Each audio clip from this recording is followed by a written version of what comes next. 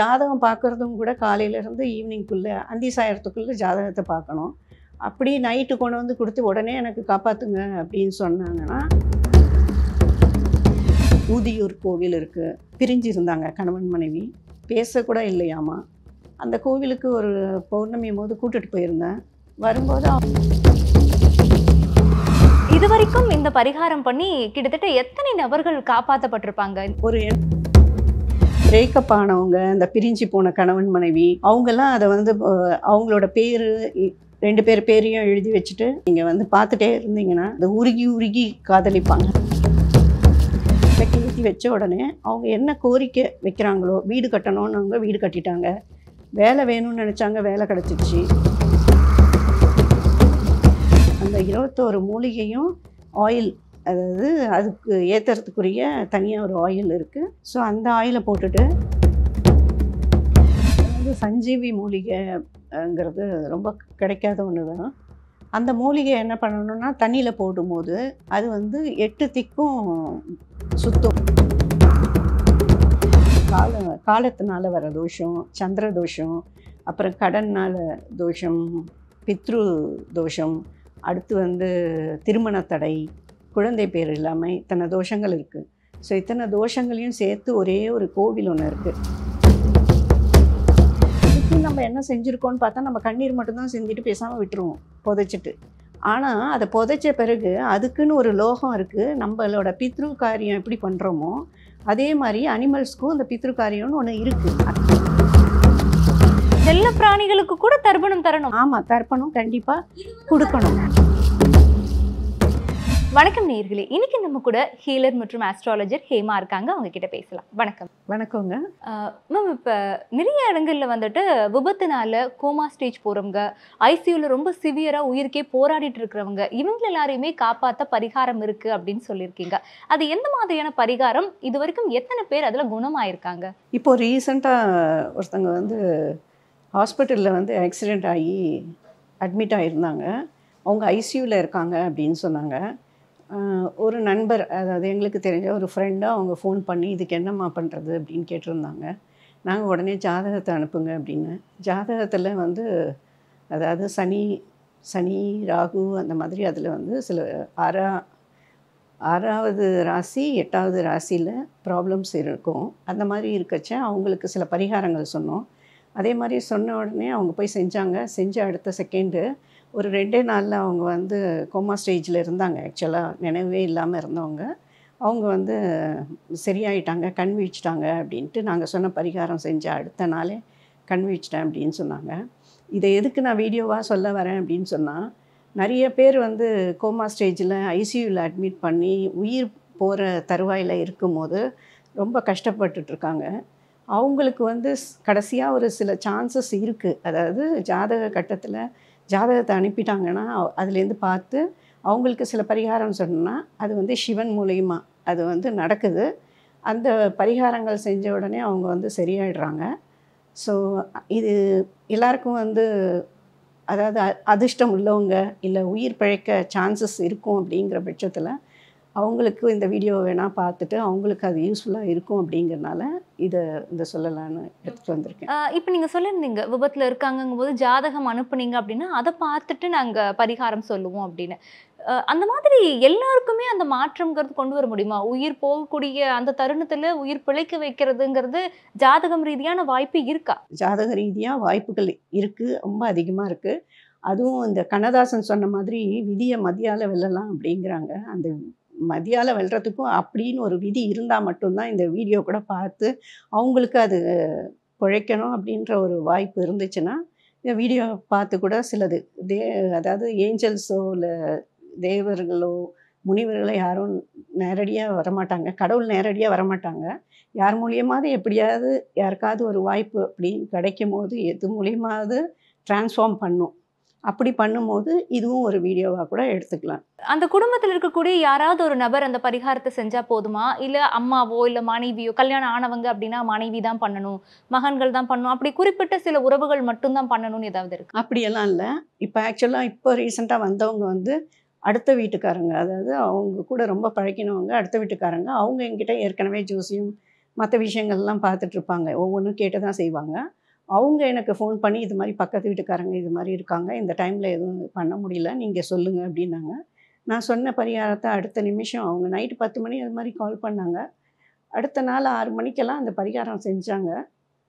செஞ்சு முடிச்சு அந்த உடனே அவங்களுக்கு ரிசல்ட் கிடச்சிச்சின்னு ஃபோன் பண்ணி சொன்னாங்க. இது மாதிரி வந்துட்டாங்க, அவங்க டிஸ்சார்ஜே ஆகிட்டாங்க அப்படின்னு சொன்னாங்க. அதாவது அவங்களுக்கு வந்து ஒரே மன உளைச்சல், அது ஸ்ட்ரெஸ்னால ரொம்ப பாதிக்கப்பட்டிருந்ததுனால அவங்க வந்து மூளை சாவு அந்த மாதிரி விஷயமா இருந்ததுனால அவங்க வந்து காப்பாற்றப்பட்டாங்க. இப்போ நல்லா இருக்காங்க.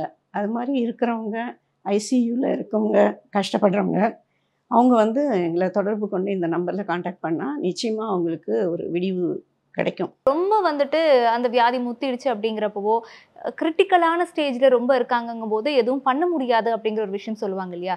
ஆனா நீங்க சொல்லக்கூடிய பரிகாரம் எந்த வயதினருக்கு, எப்பேற்பட்ட ஒரு மரண பயத்துல இருக்கிறவங்களையும் அது சரி பண்ணிடுதா? மரண பயத்தில் இருக்கிறவங்கள சரி பண்ணலாம்.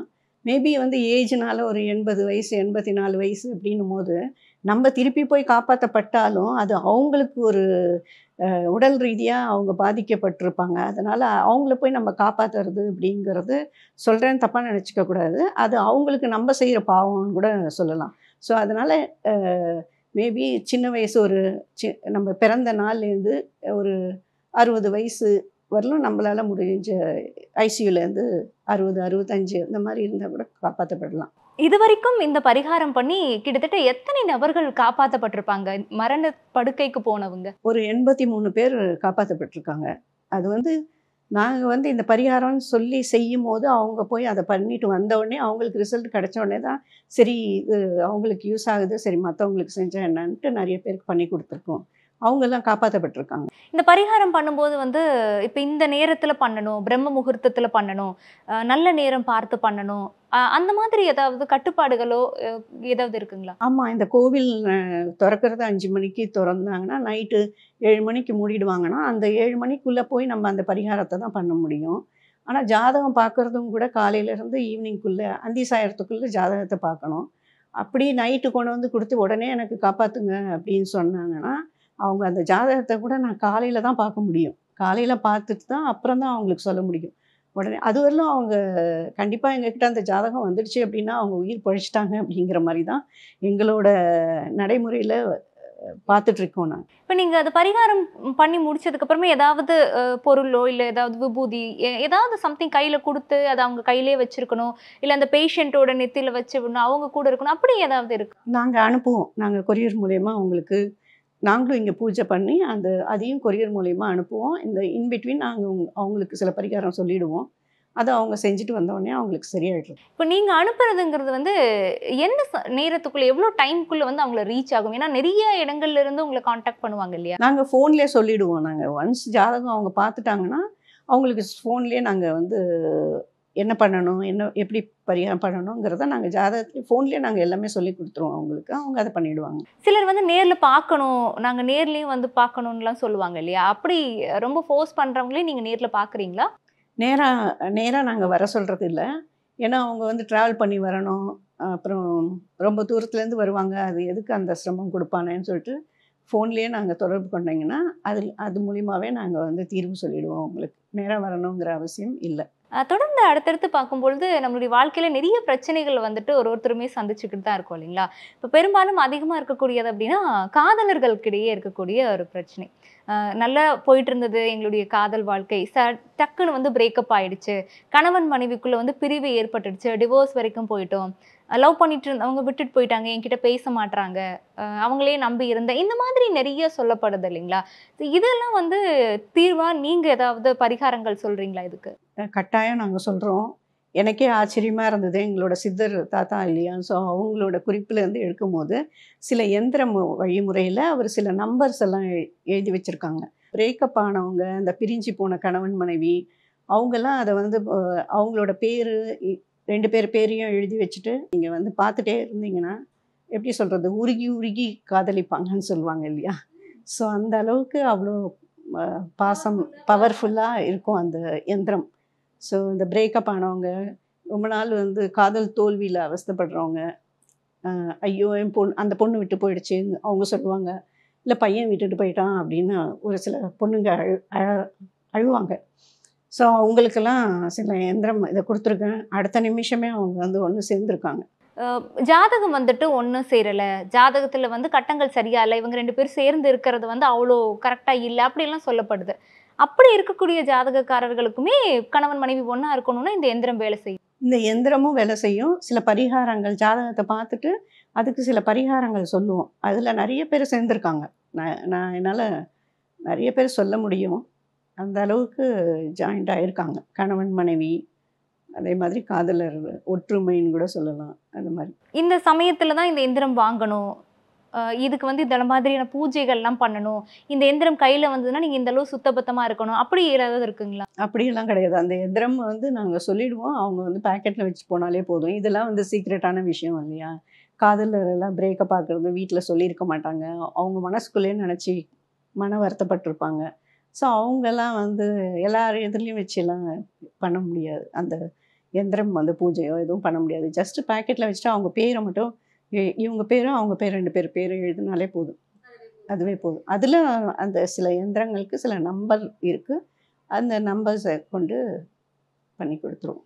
மேம் அதே போல் இப்போ கல்யாணம் பண்ணி வைக்கிறாங்க அப்படிங்கும்பொழுது கல்யாணத்துக்கு அப்புறமா அந்த வாழ்க்கை வந்து சரியில்லை, சரியாக வந்து 2 பேத்துக்கும் ஒத்து வரலை, அந்த மாதிரியெல்லாம் சொல்லி நிறைய பிரிஞ்சு போயிடுறாங்கல்ல. இந்த எந்திரம் அதை எல்லாத்தையுமே சரி பண்ணி ஒரு பீஸ்ஃபுல்லான லைஃப்பை லீட் பண்ண வைக்குமா?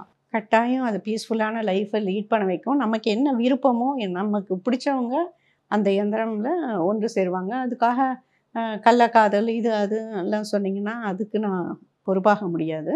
பட் நம்மளோட நம்ம பிறக்கிறது ஒரு முறை தான், ஒரே ஒரு வாழ்க்கை.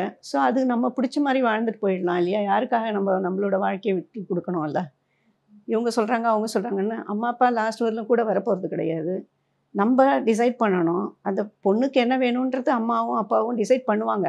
ஆனால் அவங்கள கன்வின்ஸ் பண்ணி இவங்க கல்யாணம் பண்ணிக்கிட்டால் நல்லாயிருக்கும். டியூரேஷன் ஏதாவது இருக்கா? இந்த பீரியட் வரைக்கும் தான் இது வேலை செய்யும், இல்லை ஏதாவது ஒரு அமாவாசையிலையோ பௌர்ணமிலையோ இந்த எந்திரத்துக்கு வந்து நீங்கள் ஏதாவது பூஜை பண்ணுறதோ இந்த எந்திரம் வந்து உடனடியாக வேலை செய்யும். உடனடியாக நீங்கள் எடுத்துட்டீங்க அப்படின்னா அந்த பேர் எழுதி வச்சிட்டிங்கன்னா 100% கிடையாது, 1000% இது பாசிட்டிவாக ஒர்க் ஆகிடும் உங்களுக்கு. இப்போ அந்த பேரை வந்து ஒரு வாட்டி எழுதிக்கிட்டோம் அப்படின்னாலே போதுமா, இல்லை மாதத்துக்கு ஒரு முறை அது மேலேயே எழுதுறது அப்படிலாம் பண்ண? ஒரு வாட்டி எழுதிட்டிங்கன்னா போதும். ஒரு வாட்டி எழுதி நீங்கள் வேணும் அப்படின்னு நினச்சிட்டிங்கன்னா டெஃபினட்டாக அவங்க உங்களுக்கு கண்டிப்பாக கிடச்சிருவாங்க. ஓகே. இப்போ இந்த எந்திரம் வாங்கினதுக்கு அப்புறமா கூடுதலாக இந்த கோவிலுக்கு போயிட்டு வந்தீங்க அப்படின்னா இன்னும் சிறப்பு, இல்லை இந்த இடத்துக்கு போயிட்டு வந்தால் இன்னும் சிறப்பு அப்படின்னா அந்த மாதிரி ஏதாவது விஷயங்கள் இருக்கா? கோவில்கள் நிறைய இருக்குது ஒன்று சேர்கிறதுக்கு. கணவன் மனைவி பிரிஞ்ச கணவன் மனைவி இல்லை நம்மளோட கோரிக்கைகள் நிறைவேறதுக்கு நிறைய கோவில் இருக்குது. ஏதாவது 2-3 கோவில் இப்போ சொல்லலாமா? ஊதியூர்னு ஒரு ஊதியூர் கோவில் இருக்குது. அதில் 2 பேர் எங்கள் கூடயே வந்தாங்க. 7 வருஷமாக பிரிஞ்சு இருந்தாங்க கணவன் மனைவி. பேசக்கூட இல்லையாமா. அந்த கோவிலுக்கு ஒரு பௌர்ணமி போது கூட்டிகிட்டு போயிருந்தேன். வரும்போது அவங்க ஜாயின் பண்ணிவிட்டு இப்போ சந்தோஷமாக இருக்கேன் அப்படின்னு சொன்னாங்க. பண வரவு அதிகமாக இருக்கணும், ஏன்னா எவ்வளவு தான் வந்து சம்பாதிச்சாலும் பத்தவே மாட்டேங்குதுங்க. நாளுக்கு நாள் வந்து செலவுகள் தான் அதிகமாயிட்டு இருக்கு வரவுக்கு மேலே. இப்படி நிறைய இடங்களை நம்ம கேள்விப்படுறோம், பார்க்குறோம் இல்லையா? அப்படி பண வரவு அதிகமாகணும், அந்த பணம் நம்மக்கிட்டே தங்கணும் அப்படின்னா எந்த மாதிரியான பரிகாரங்கள்லாம் இருக்குது? அதாவது நான் வந்து ஒரு 6 வருஷம் முன்னாடி யூடியூப்லேயே வந்து ஒரு விளக்கு வந்து அறிமுகப்படுத்தினேன். அது எப்படி அப்படின்னு கேட்டால் எனக்கு டைரக்ட் யூனிவர்ஸ் எங்கள் தாத்தா அவங்க வந்து தியானத்தில் வந்து சொன்னது. அப்போ அந்த பாபாஜி இருக்காங்க இல்லையா, ரஜினிகாந்தெல்லாம் கும்பிடுறாங்க இல்லையா, அந்த பாபாஜியே வந்து எனக்கு வந்து தரிசனம் கொடுத்து இந்த மாதிரி ஒரு விளக்கு வந்து சொல்லி கொடுத்தாங்க. அதை வந்து நான் யூடியூப்பில் போட்டேன் ஒரு 6 வருஷம் முன்னாடி. கிட்டத்தட்ட ஒரு 2000 சப்ஸ்கிரைபர் மேலே வந்தது. அதுக்கப்புறம் என்னால் பண்ண முடியல. ஆனால் அதை வந்து நிறைய பேர் அதில் பயனடைஞ்சாங்க. எப்படி அப்படின்னா அவங்களுக்கு வந்து என்ன கோரிக்கை, அந்த விளக்கு ஏற்றி வச்ச உடனே அவங்க என்ன கோரிக்கை வைக்கிறாங்களோ, வீடு கட்டணும்னவங்க வீடு கட்டிட்டாங்க, வேலை வேணும்னு நினச்சாங்க வேலை கிடச்சிருச்சு, பணம் வேணும் இவ்வளோ பணம் வேணும் அப்படின்னு அவங்க அந்த விளக்கு ஏற்றிட்டு அதில் வந்து அந்த கோரிக்கை வச்சாங்க, அவங்களுக்கு அந்த பணம் கிடச்சிச்சு. குழந்தை, நீங்கள் நம்புவீங்களோ மாட்டிங்களோ, குழந்தை வேணும் அப்படின்னு இது பண்ணாங்க. குழந்தை விளக்கு ஏற்றினா குழந்தை வந்துடுமா அப்படின்லாம் கேட்பீங்க. ஆனால் அப்படிலாம் இல்லை. அந்த எனர்ஜி வந்து அவங்கள வந்து ஒரு மோட்டிவேஷன் கொடுத்து அவங்களுக்கு வந்து அந்த குழந்தை பிறந்தது, பாஸ் பண்ணியிருக்கிறாங்க, அந்த மாதிரி எல்லா கோரிக்கையும் அந்த விளக்குல வந்து நிறைவேறுது. ஆமாம், எல்லா பிரச்சனையும் தீர்வாகுது. அது எப்படி அப்படின்னா, பஞ்சபூதங்கள் அடக்கியது அந்த விளக்கு. அது எப்படின்னா நீர், நிலம், நெருப்பு, காற்று, ஆகாயம் அந்த அந்த தத்துவத்தில் தான் அந்த விளக்கு. அதுக்கு வந்து 21 மூலிகை இருக்குது. அந்த 21 மூலிகையும் ஆயில், அதாவது அதுக்கு ஏற்றுறதுக்குரிய தனியாக ஒரு ஆயில் இருக்குது. அந்த ஆயிலும் நாங்களே தான் தரோம். ஸோ அந்த ஆயிலை போட்டுட்டு இந்த திரி இருக்கு இல்லையா, ஸோ இந்த அந்த திரி வந்து காற்றுல அணையாது. காலையில் ஏற்றி வச்சிங்கன்னா நைட்டு அடுத்த நாள் வரலும் எரியும் அது. அப்போ அந்த விளக்கு அந்த இடத்துல எரியும் போது பாசிட்டிவ் வைப்ரேஷன் வந்துடும். பாசிட்டிவிட்டி அங்கே இருக்கும்போது அது நெகட்டிவ் திங்ஸ் எதுவுமே நடக்காது. நல்லது மட்டும்தான் அந்த இடத்துல நடக்கும். ஸோ அதனால் அந்த விளக்கை அறிமுகப்படுத்தினேன். அப்போ அறிமுகப்படுத்தும் போது எல்லாரும் அதை வந்து காப்பி பண்ணி வேறு மாதிரி கொண்டு வந்து கொடுத்துட்டு, சிலருக்கு வந்து அந்த பயனே தெரியாமல் அது அந்த விளக்கோட அருமையும் அதோட பயனும் தெரியாமல் வியாபாரமாக ஆக்கி போயிட்டுருக்காங்க. ஆனால் அது அப்படி கிடையாது. அதுக்கு 21 மூலிகை இருக்குது. அந்த மூலிகையை கலந்து இது இப்போ கொடுக்குறோம் இல்லையா, அந்த ஆயிலை அந்த தண்ணியில் போட்டுட்டு இந்த திரியை மட்டும் ஏற்றி வச்சுக்கும் போது அப்போ அதில் அந்த வைப்ரேஷன் உங்களுக்கு கட்டாயம் கிடைக்கும். ஸோ இது வந்து பண வரவு அதிகரிக்கும், வேலை வாய்ப்பு கிடைக்கும், என்ன கோரிக்கை வச்சாலும் அது நிறைவேறும். எத்தனை நாளில் ஆகும் அப்படின்னு கேட்டிங்கன்னா, மினிமம் ஒரு 21 டேஸாவது ஆகணும். ஒரு சிலருக்கு 2-3 நாளே நடக்கலாம். பட் அது வந்து 21 டேஸ் வரலும் அப்படி ஆகும். இப்போ இந்த விளக்கு வந்து எப்படி ஒரு நாளைக்கு ஒரு விளக்கு மட்டும் ஏற்றினா போதுமா, இல்லை 3 விளக்கு, 5 விளக்கு, 7 விளக்கு அப்படி ஏதாவது எண்ணிக்கையில் எண்ணிக்கையெல்லாம் இல்லை. இது ஒரே ஒரு விளக்கு. இதில் தண்ணி இருக்குது. நம்ம கீழே வைக்கிறோம். இது அந்த விளக்கை கீழே வைக்கிறோம். நிலத்தில் இருக்கு நெருப்பு, அந்த எரிய வைக்கிறோம். காற்றுல அது எரியுது, ஆகாயம். ஸோ இது பஞ்சபூத தத்துவத்தில் இந்த விளக்கு. பஞ்சபூத விளக்கு அப்படிங்கும்போது இது எந்த மாதிரி நம்ம ஏற்றணும்? அதுதான் பாதி தண்ணி எடுத்துக்கணும். அதாவது ஒரு பவுலில் எடுத்துக்கணும். நீங்கள் இப்போ அது கிளாஸ் வச்சுருக்கீங்க. இது கிளாஸ் கிடையாது. நீங்கள் இப்போ கொண்டு வரல அப்படிங்கிறதுனால நீங்கள் கிளாஸ் எடுத்துருக்கீங்க. ஸோ நீங்கள் ஒரு பவுல் எடுத்துக்கணும். அதில் பாதி தண்ணி, பாதி இந்த நாங்கள் கொடுக்குற 21 மூலிகை கலந்த ஆயிலோட கூட சேர்த்து ஒரு இலுப்பை எண்ணெய் இருக்குது. இலுப்பை எண்ணெயும் சேர்த்து அதோட மிக்ஸ் பண்ணிவிட்டு நீங்கள் டெய்லி ஏற்றிட்டு வந்தீங்கன்னா, அந்த திரியை வந்து சில்வர் ஃபாயில் மேலே இருக்குது. ஸோ அது மேலே வர மாதிரி ஏற்றி வச்சிட்டிங்கன்னா காலையிலேருந்து நைட் வரலும் எரியும். எரிஞ்சிட்டா அதுக்கப்புறம் என்ன பண்ணுறது மேடம், என்ன பண்ணுறதுன்னு கேட்குறாங்க. அந்த தண்ணியை எரிஞ்சு முடித்த உடனே நெக்ஸ்ட் டே அந்த தண்ணியை எடுத்து கொட்டிட்டு திருப்பி அதே மாதிரி டெய்லி பண்ணிகிட்டே வரணும். வரும்போது உங்களுக்கு அதில் பண வரவு கண்டிப்பாக இருக்குது. 2 வருஷம் முன்னாடி ஒரு லேடி பிஜேபியில் இருக்காங்க. அவங்க கொடுத்தேன். அவங்க வந்து ரொம்ப வீடு வாங்கிட்டாங்க. ரொம்ப நல்லாயிருக்கு. அந்த விலைக்கு ஏற்றல்னா என்னால் ஒரு விஷயமே நடக்க மாட்டேங்குதுன்னு அவங்க அடிக்கடி வாங்கிப்பாங்க. பாம்பேலெல்லாம் கூட வாங்கிப்பாங்க. ஸோ இந்த விளக்கு ஒரு வாட்டி நீங்கள் ஏற்றி பார்த்தீங்கன்னா தான் அதோட மகிமை என்னங்கிறது உங்களுக்கு புரியும். ரெகுலராகவே நம்ம நார்மலாக தீபம் ஏற்றுறோம் இல்லைங்களா, அதுக்கு பதிலாகவும் இதையுமே கூட ஏற்றிக்கலாம். இதை ஹாலில் வைக்கலாம், வீட்டு வாசலில் வைக்கலாம். இல்லை நிறைய விளக்கெல்லாம் எரியணும் அப்படின்னு சொன்னால் கேண்டில் லைட் எரியும் போது கூட வைக்கலாம். இப்போ விளக்கு வந்து இப்போ அதிகப்படியாக பார்க்கும்போது சிலர் டெய்லி ஏற்றவங்க இருப்பாங்க, சிலர் வந்து செவ்வாய் வெள்ளி அந்த மாதிரி கிழமைகளை மட்டும்தான் ஏற்றுவாங்க. அப்படி இந்த விளக்குக்குன்னு ஸ்பெசிஃபிக்காக இந்த டேயில் ஏற்றுனீங்கன்னா இன்னும் கூடுதல் சிறப்பு அப்படி இருக்குங்களா? ஒரு சுக்கிரஹோரையில் நீங்கள் வெள்ளிக்கிழமையில் ஆரம்பிச்சிங்கன்னா கண்டினியூஸாக ஏற்றிட்டு வரணும். அதில் உங்களுக்கு பீரியட் டைம் அப்படிலாம் வந்தீங்கன்னாலும் பரவாயில்ல, ஏற்றலாம். யார் வேணால் ஏற்றலாம், எந்த மதத்தினரும் ஏற்றலாம். இதில் அவ்வளோ ஒரு பெனிஃபிட் இருக்குது. இந்த பஞ்சபூத விளக்கு அப்படிங்கும் பொழுது பஞ்சபூதங்கள்லாம் சேர்ந்து எல்லா விதமான விஷயங்களையுமே நமக்கு நிறைவேற்றி தருது அப்படின்னு சொன்னீங்க. இத்தனை நாட்களுக்குள்ள உங்களுக்கு இது நிறைவேறும், அதுக்கப்புறமாவும் நீங்கள் இதை தொடர்ந்து ஏற்றிக்கிட்டே இருக்கலாம். தொடர்ந்து நீங்கள் ஏற்றிக்கிட்டே தான் வருவீங்க அது பண்ணும்போது. ஏன்னா அது அவ்வளோ எனர்ஜி இருக்கும். எனர்ஜி இருக்கும்போது ஆட்டோமேட்டிக்காக நீங்களே விட மாட்டீங்க. நாங்களுமே 6 வருஷம் ஆகுதுனாலும் 6 வருஷமாக நான் அந்த விளக்கு வீட்டில் எரிஞ்சிட்டு தான் இருக்கும். அது ஃபுல் டைம் வீட்டில் ஒளி இருந்துச்சுன்னா அது உங்களுக்கு நல்லது தானே, பாசிட்டிவ் வைப் தானே. வீட்டு முற்றத்தில் கூட வைக்கலாம், துளசி செடிக்கிட்ட வைக்கலாம், காற்றுல அவ்வளோ அணையாது.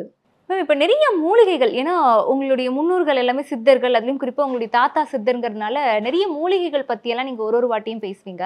இந்த சஞ்சீவி மூலிகைன்னு சொல்கிறோம் இல்லையா, அந்த மூலிகையுடைய சிறப்பு என்ன? அந்த மூலிகை வந்து அதிகமாக வந்து அந்த மூலிகை யாரும் பார்த்ததில்லை அப்படின்லாம் சொல்கிறாங்கல்ல, அந்த மூலிகையோட சிறப்பு, நீங்கள் அதை வச்சு என்னெல்லாம் பண்ணுறீங்க? அதாவது சஞ்சீவி மூலிகைங்கிறது ரொம்ப கிடைக்காத ஒன்று தான். அந்த மூலிகை என்ன பண்ணணும்னா தண்ணியில் போடும்போது அது வந்து 8 திக்கும் சுற்றும் போது 8 திக்கு தேவதைகளையும் வசியப்படுத்தி அது நம்மளோட இடத்துக்கு கொண்டு வரும்.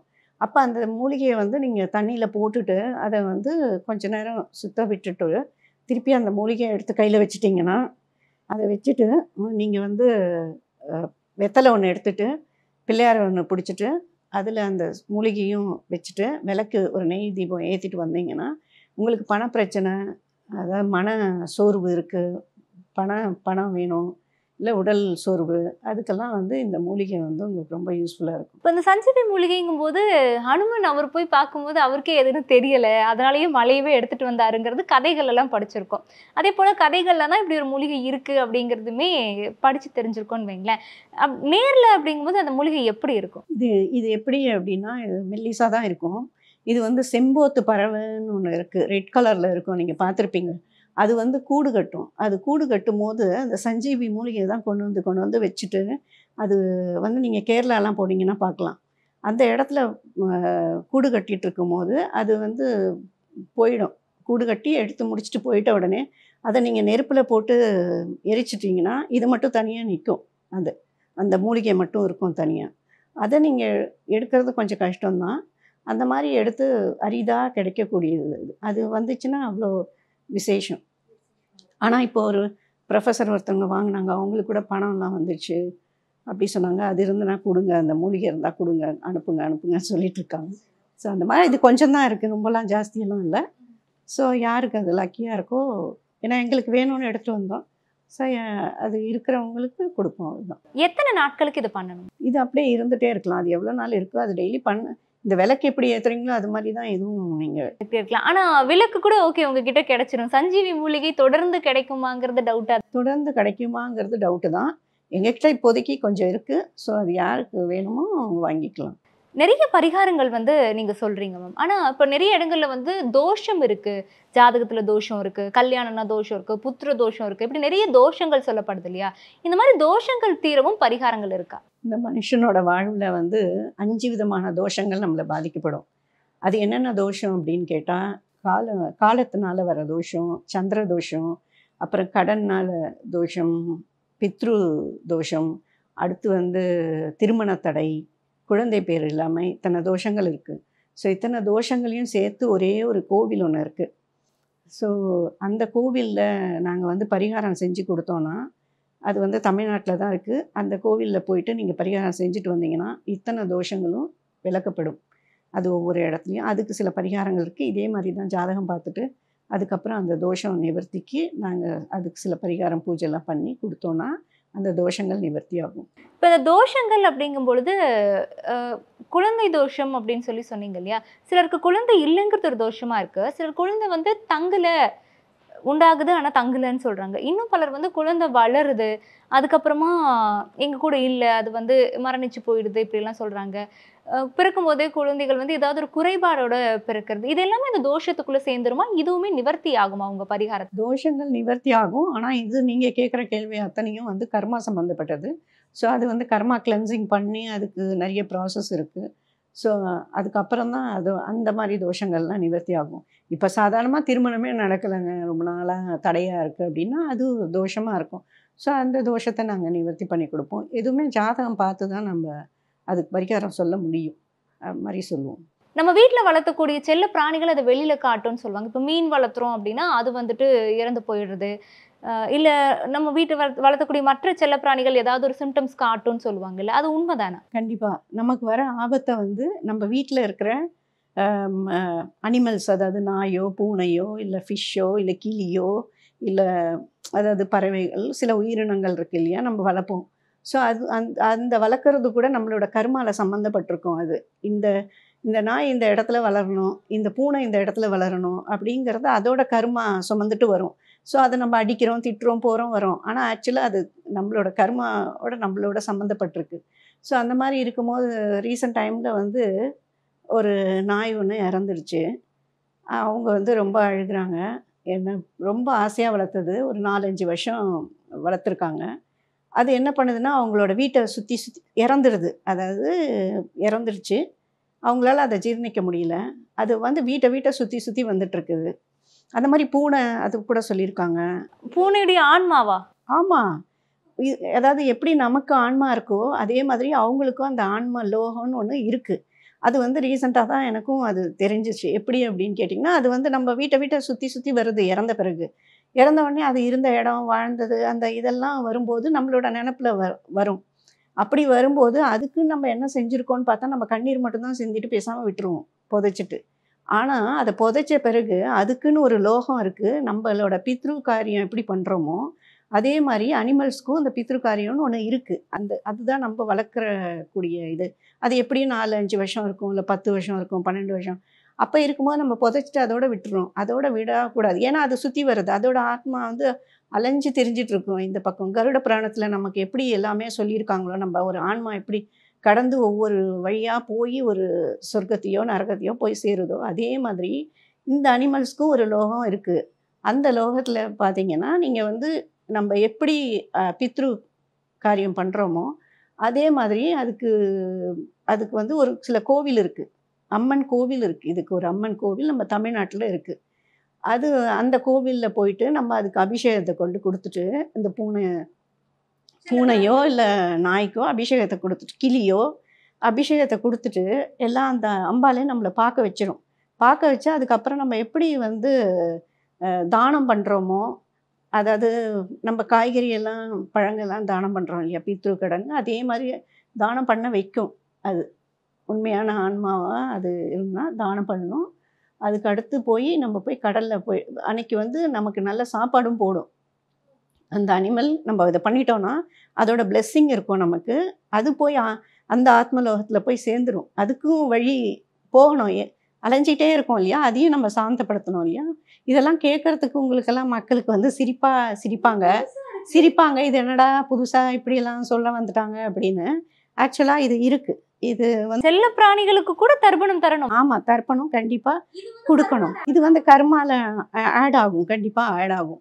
ஏன்னா நம்ம அடிச்சிருப்போம், ஏதோ பண்ணியிருப்போம். அதோட ஆத்மா சாந்தி அடையணும் இல்லையா? நம்ம கூடயே இருந்திருக்கு. ஸோ இதெல்லாம் வந்து போய் பண்ணிட்டு, அதுக்கப்புறம் நம்ம எப்படி பீச்ல போயிட்டு கால நனைச்சிட்டு, அப்படி பண்ணீங்கன்னா, அதோட பிளெஸ்ஸிங் அமோகமா இருக்கும். அப்படி ஒரு பிளெஸ் பண்ணும் வீட்ல ரொம்ப. ஏன்னா நமக்கு வர கஷ்டத்தையோ, நமக்கு வர ஆபத்தையோ அது கொண்டு போயிருக்கு. ஸோ அப்ப அது நம்மளோட சம்மந்தப்பட்டது தானே அது. நம்ம வீட்ட பாதுகாத்துருக்கு. ஸோ அப்போ வந்து அதுக்கு ஒரு ஆத்ம திருப்தி நம்ம குடுக்கணும் இல்லையா? ஸோ அதுக்கும் நான் பரிகாரம் வந்து பண்ணி தரோம். வீட்ல வந்து தீய சக்திகள் இருக்கக்கூடாது அப்படிங்கும்போது, ஏதாவது ஒரு பொருட்கள் வைக்கிறதுனால அத தகர்க்கலாம். அப்படி ஏதாவது இருந்ததுன்னா சொல்லுங்களேன். வீட்ல வந்து அந்த எதிர் ஆற்றல் இல்லாம இருக்கறதுக்கு, அருட்பெருஞ்சாதனம்னு சில ஒரு சில பொருட்கள் இருக்கு. அதாவது விசிறி, அப்புறம் கும்பம், அப்புறம் வந்து கருங்காலி, அடுத்து வந்து பனை ஓலை, பனை ஓலையில செஞ்ச பொருட்கள், அந்த மாதிரி காசு, அதாவது ரூ. 1 காயின்ஸு அதெல்லாம் நீங்க வந்து வீட்டுக்குள்ள உலக்க, இதெல்லாம் வந்து வீட்டுக்குள்ள வச்சிருந்தீங்கன்னா, கும்பம் இதெல்லாம் வீட்டுக்குள்ள நீங்க வச்சு சேகரிச்சீங்கன்னா, இதெல்லாம் உங்கள வந்து எந்த ஒரு எதிர் ஆற்றலும் வராம உங்கள வந்து உங்க வீட்ட வந்து பாதுகாக்கும். இது ஏதாவது ஒரு பொருள் வச்சிருந்தா போதுமா? இல்ல மொத்தமும் வைக்கணுமா? எதெல்லாம் உங்களுக்கு கிடைக்குதோ இதெல்லாம் சின்ன சின்ன ஐட்டம்ஸ் தானே. இதெல்லாம் வந்து வீட்டுக்குள்ள வச்சிருந்தீங்கன்னா, அப்புறம் வந்து குன்றின் மணி, சிவப்பு குன்றின் மணி, பச்சை குன்றின் மணி, கருப்பு குன்றின் மணி இதெல்லாம் இருக்கு. இதெல்லாம் ஒரு பவுல்ல போட்டு பச்சை கற்பூரம் போட்டு அப்படியே வைக்கலாம். ஸோ அடுத்து வந்து குதிரை படம்ல 7 குதிரைகள் அந்த மாதிரி சில பொருட்கள்லாம் இருக்கு. ஸோ அதையெல்லாம் நீங்க வந்து வீட்டுக்குள்ள வச்சிருக்கும்போது, எந்த எதிராற்றலும் உங்கள வந்து தாக்காது. வீடு வந்து சுபிக்ஷமா இருக்கும். தொழில் நல்லபடியா இருக்கணும், வியாபாரம் விருத்தி அடையணும், நல்ல பணம் வரணும் அப்படிங்கிறதுக்கு ஏதாவது இருக்கா? உங்களுக்கு வியாபாரம் வந்து பெருகணும் அப்படின்னு நினச்சிங்கன்னா, ஒரு கப் எடுத்துக்கோங்க. அதில் வந்து ஒரு வெத்தலை, ஒரு 11 வெத்தலை வச்சுக்கோங்க. அதில் எலுமிச்சம்பழம், அப்புறம் வந்து கோமதி சக்கரம், அடுத்து வந்து பச்சை மிளகா ஒரு 3, பச்சை கற்பூரம், அப்புறம் கொஞ்சம் ஏலக்காய் இது போட்டு கடைக்குள்ளே வச்சுருந்தீங்கன்னா, வியாபாரம் வந்து கண் திருஷ்டி படாமல் நல்லபடியாக வியாபாரம் வந்து பெருகும். எப்பவுமே நிறைய தெளிவான விஷயங்கள் கொடுப்பீங்க. இன்னைக்கு நிறைய புதுமையான விஷயங்களும் எங்ககிட்ட வந்து சொல்லியிருக்கீங்க. ரொம்ப நன்றி. நன்றி.